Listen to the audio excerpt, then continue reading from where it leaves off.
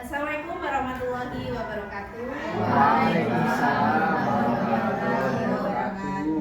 Apa kabar Ibu Bapak Guru yang hebat? Alhamdulillah sehat luar biasa. Alhamdulillah. Baik, yang pertama saya mengucapkan terima kasih karena Bapak dan Ibu guru, rekan-rekan semua telah berkenan hadir untuk bisa mengikuti kegiatan desiminasi pada siang hari ini. Saya Santi Widyastuti, CGP Angkatan 11 akan berbagi dengan rekan-rekan semua dan semoga kegiatan ke depan bisa berjalan dengan lancar. Bapak dan Ibu, sebelumnya sudah siap untuk bisa kita sharing? Siap. Baik, coba siapnya. Tirukan kata-kata saya ya, Bapak dan Ibu, tirukan ya. Ya, baik. Bola, bola, bolu, bolu, bolu. Bola, bola, bolu, bolu, bolu. Angkat lagi, bola, bola, bolu, bolu, bolu. Bola, bola, bolu, bolu, bolu. Baik, ya berapa bolanya? 2, 3. Sosok kamu. Berapa bolu? 3. Berapa bola? 2. Berapa bolu? 3. Ternyata belum fokus semua karena tugasnya Nah. bukan menghitung tapi menirukan Iya. kata-kata. Semua kita. Iya. Oke. Kalau saya tanya berapa bola harusnya jawab apa? Berapa bola? Tepuk tangan. Siap. Oh, ternyata belum. Pasti Bapak Ibu semuanya. Oke. Mana tangan kanannya Bapak dan Ibu? Ya, pusatkan ke depan. Ya. Oke, kita putar sesuai dengan jarum jam. Putar, putar, putar, putar, putar pelan. Putar, putar, putar, putar, putar. Lihat ujung jari, pegang dagu. Oh iya, tepuk tangan. Bapak dan Ibu ternyata sudah fokus semuanya, hanya satu yang pegang dagunya ada di sini. Bapak dan Ibu, perkenankan saya akan berbagi tentang budaya positif. Ya. Nah, kita mau belajar bersama tentang apa? Ini ada 5 hal yang nanti kita bisa sama-sama pelajari lagi. Apakah Bapak dan Ibu sudah pernah menerima desiminasi tentang budaya positif? Sudah atau belum? Oh, belum. Baik, sekarang kita belajar sama-sama ya Bapak dan Ibu. Kita akan belajar tentang disiplin positif dan nilai-nilai kebajikan universal. Berikutnya teori motivasi, hukuman, dan penghargaan serta restitusi. 3. Keyakinan kelas. 4. Kebutuhan dasar manusia dan dunia berkualitas. 5. Restitusi melalui 5 posisi kontrol dan segitiga restitusi. Mari kita mulai yang pertama. Ya, ada budaya positif, ada disiplin positif. Nah, menerapkan disiplin positif ini terlebih dahulu untuk bisa nanti kita menjadi budaya positif itu tidak harus dengan memberikan hukuman. Justru hukuman itu adalah salah satu alternatif terakhir. Kalau perlu tidak digunakan sama sekali. Nah, ini poin yang pertama. Nah, banyak lembaga yang merumuskan tentang nilai-nilai kebajikan universal yang berlaku di tengah masyarakat untuk dijadikan nilai kebajikan yang dapat menjadi rujukan dalam menumbuhkan budaya positif di lingkungan sekolah. Dan yang kita sepakati dalam sistem pendidikan nasional itu menjadi profil pelajar Pancasila. Coba sebutkan satu persatu, apa saja? 1. Takwa kepada Tuhan Yang Maha Esa Dan berakhlak mulia. jangan lupa ya Bapak Ibu. Yang kedua, Kebinekaan global. 3. Benar kritis. 4. Kebinekaan global. 5. Bergotong royong. 6. Kreatif. kebajikan universal yang akhirnya menjadi nilai-nilai utama dalam profil pelajar Pancasila dalam sistem pendidikan Indonesia. Di antara banyak lembaga yang merumuskan, inilah yang kita pilih. Berikutnya, yang kedua, teori motivasi, hukuman dan penghargaan serta restitusi. Tujuan dari disiplin positif adalah murid memiliki motivasi intrinsik. Apa motivasi intrinsik, Bapak Ibu? Dari dalam diri sendiri atau dari murid itu sendiri. Harapannya motivasi intrinsik ini berdampak jangka panjang yang tidak akan terpengaruh pada adanya hukuman atau hadiah, tetapi berlandaskan nilai-nilai kebajikan, karena mereka ingin menjadi orang yang menjunjung tinggi nilai-nilai yang mereka hargai. Jadi maksud dari poin ini, diharapkan murid itu melakukan apapun itu motivasi dari diri sendiri, bukan ingin dipuji, bukan ingin dapat hadiah, bukan ingin menghindari hukuman, tapi murid ingin menjadi orang yang menjunjung tinggi nilai-nilai. Nah, berikutnya, bagaimana kalau ada pelanggaran yang dilakukan murid? Nah, yang pertama adalah kita meninjau ulang tindakan penegakan peraturan atau keyakinan kelas atau keyakinan sekolah kita selama ini.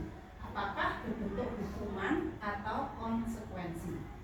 Nah, solusinya adalah menumbuhkan budaya positif di sekolah. Apabila terdapat pelanggaran, maka dilaksanakan restitusi, bukan hukuman, yaitu proses menciptakan kondisi bagi murid untuk memperbaiki kesalahan mereka. Nah, mari kita bedakan apa itu hukuman, konsekuensi, dan restitusi. Hukuman adalah tindakan sebagai bentuk tanggapan atas perbuatan siswa yang melanggar aturan atau norma dengan tujuan utama menghentikan perilaku negatif siswa dan memberikan efek jerah. Bedanya dengan konsekuensi, itu sifatnya logis dan berhubungan langsung dengan tindakan murid, sehingga mereka memahami hubungan sebab akibat antara tindakan dan akibat yang dihasilkan.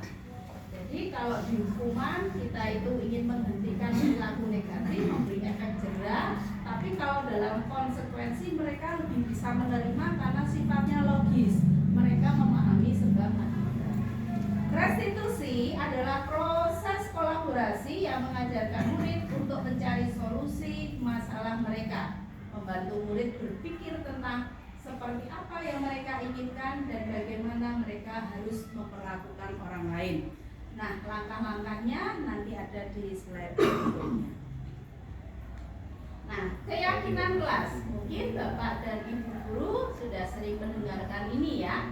Keyakinan kelas merupakan disiplin positif yang bisa diterapkan dalam membangun budaya positif di sekolah. Hasil kesepakatan antara guru dan murid dengan penuh kesadaran, maka akan berpengaruh pada perubahan tingkah laku murid dan mengembangkan disiplin dirinya sendiri, karena murid belajar mematuhi keyakinan kelas yang telah dibuat sendiri. Nah, keyakinan kelas ini berasal dari kesepakatan. Kesepakatan siapa? Antara guru dan murid. Kalau mereka sudah terlibat atau dilibatkan membuat, mereka akan belajar mematuhi keyakinan yang mereka buat sendiri. Nah, pemahaman tentang keyakinan kelas yang pertama bersifat lebih abstrak, artinya tidak sangat detail, ya. Seperti kemudian terlalu rinci, justru mengikat anak. Di sini adalah bersifat lebih abstrak. Pernyataannya universal, dibuat dalam bentuk positif, ya. Kata jangan, tidak itu sudah diganti dengan kata-kata yang positif. Tidak terlalu banyak sehingga mudah diingat dan dipahami, dapat diterapkan di lingkungan. Jadi sekolah punya karakter masing-masing, tentunya kesepakatan itu yang bisa diterapkan di lingkungan tersebut. Berkontribusi lewat kegiatan curah pendapat, jadi seluruh murid dilibatkan, Setelah itu akan berusaha meninjau kembali keyakinan kelas dari waktu ke waktu. Jadi tidak kemudian harga mati. Dalam perkembangannya keyakinan kelas itu bisa dirubah kembali, tapi melalui proses curah pendapat dan mencapai kesepakatan. Kebutuhan dasar manusia dan dunia berkualitas.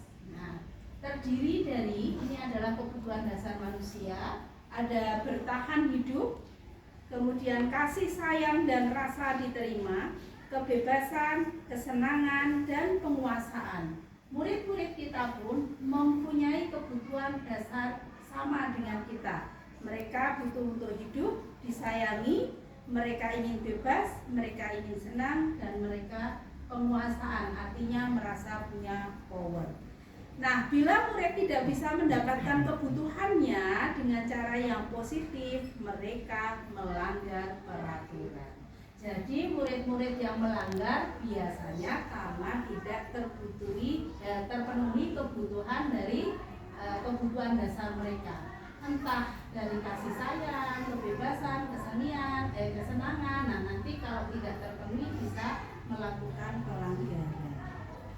Nah, jika guru dapat mengidentifikasi kebutuhan apa yang mendorong perilaku murid, maka perubahan perilaku positif dapat dimulai dengan mencari solusi untuk memenuhi kebutuhan tertentu dengan cara yang positif pula. Nah, setelah melakukan pendekatan, nanti kalau anak-anak kita butuh kasih sayang, kita pun bisa kemudian menerapkan strategi agar kedepannya tidak terjadi pelanggaran lagi dengan memberikan lebih perhatian kepada murid tersebut. Kemudian, dunia berkualitas merupakan suatu dimensi ruang khusus dalam pikiran dan hati manusia. Terdiri dari beberapa hal saja, sangat signifikan, benar-benar terbaik dalam hidup, menjadi lebih bermakna. Bila guru membangun interaksi yang memberdayakan dan memerdekakan murid, maka murid akan meletakkan dirinya sebagai individu yang positif dalam dunia berkualitas. Jadi dunia berkualitas ini lebih personal, unik. Jadi dalam diri kita itu sebetulnya punya mimpi, punya angan-angan yang semuanya positif. Nah, itu kita bisa membangun interaksi yang bisa murid itu mewujudkan apa yang menjadi dunia berkualitasnya di dalam pikiran dan hatinya. Nah, ini restitusi tadi. Nah, dalam restitusi ini guru menghadapi murid berbagai permasalahan dalam melakukan pelanggaran. Nah, guru ini berperan menuntun murid memperbaiki kesalahannya menjadi pribadi yang positif.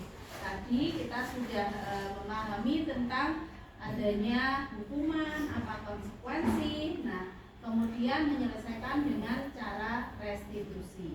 Ada 5 posisi kontrol seorang guru dalam menyelesaikan masalah. Apakah dia sebagai penghukum, pemantau, manajer, teman, atau pembuat rasa bersalah. Kalau penghukum, ya langsung memberikan hukuman. Pemantau itu dikaitkan dengan peraturan lalu diberikan hukuman. Pembuat rasa bersalah biasanya caranya halus, tetapi sebetulnya membuat anak menjadi merasa bersalah. Menjadi teman ini ketika guru tidak ingin menyakiti, jadi menempatkan dirinya sebagai temannya gitu.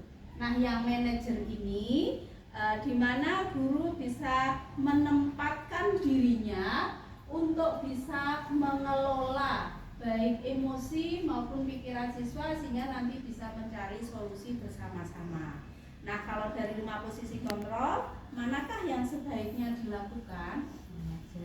Manajer ya. Nah, baik. Diharapkan guru mampu berperan sebagai manajer, ini idealnya dalam membimbing murid menghadapi masalah. Caranya dengan strategi segitiga restitusi. Dalam segitiga restitusi ini kita menstabilkan identitas, memvalidasi tindakan, lalu menanyakan keyakinan. Contoh misalnya ketika anak kok terlambat, maka kita kita melakukan langkah pertama dengan menstabilkan identitas. Kita buat murid nyaman dulu, ya, murid nyaman dulu. Kita dekati, misalnya kita panggil, ditanya bagaimana kabarnya, lalu kemudian ditanya apakah benar bahwa dia terlambat sesuai dengan informasi dari Bapak Ibu guru. Ini mungkin wali kelas ya yang melaksanakan. Nah, jadi anak ditanya, dibuat dalam kondisi nyaman supaya selanjutnya bisa berdialog dengan lebih nyaman, ya.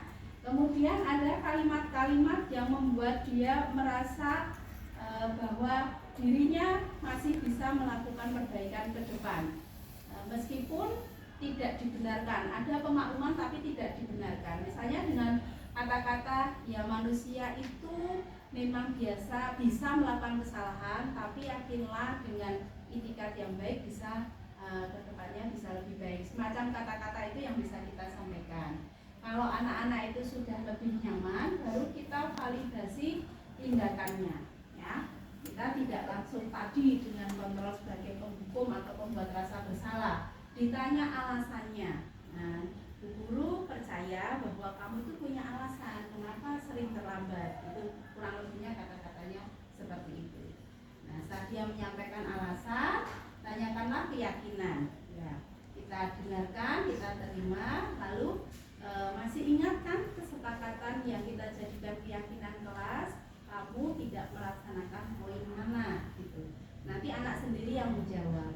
Kemudian ada pertanyaan. Nah, misalnya kamu percaya nggak bisa melakukan lebih baik lagi, tidak terlambat lagi? Gimana menurut kamu solusinya? Gimana ke depannya biar tidak terlambat? Langkah apa? Nah, semua solusi itu muncul dari murid, bukan dari kita, tapi dengan cara segitiga restitusi. Jadi tidak langsung memberikan hukuman, tapi ada langkah-langkah.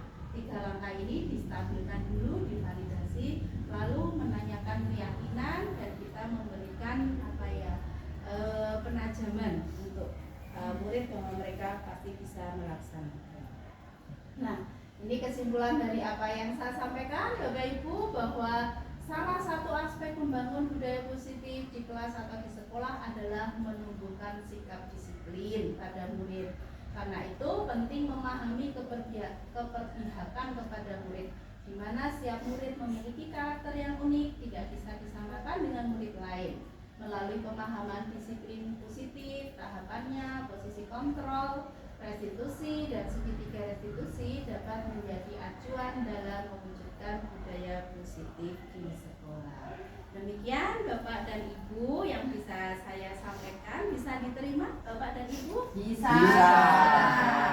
Mungkin dari apa yang saya sampaikan ada yang belum jelas, bisa ditanyakan, silakan.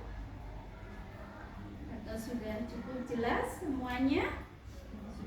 Sudah jelas. Baik Bapak dan Ibu yang luar biasa, itulah sedikit yang bisa saya sampaikan untuk kita semua. Saya khususnya untuk belajar lagi refleksi diri ya. Apakah kemarin yang kita lakukan sebagai guru terhadap murid kita sudah berpihak pada murid? Apakah sudah kita melaksanakan disiplin sehingga kita bisa mewujudkan budaya positif? Nah, dari refleksi itu semoga ada pengakuan ya, ada pengakuan dosa ini khususnya bagi saya dan kita semua. Nanti kalau kita menemukan dalam refleksi itu ke depan, harapannya Bapak dan Ibu bisa melaksanakan nanti apa yang sudah saya sampaikan, sehingga di sekolah kita terwujud budaya positif. Demikian ya Bapak dan Ibu, terima kasih atas perhatiannya. Kalau tidak ada pertanyaan, nanti saya akan bagikan stick note ya, dan spidolnya untuk bisa memberikan saran dan masukan untuk kegiatan kita pada siang hari ini ya. Sekali lagi terima kasih, mohon maaf bila ada kekurangan.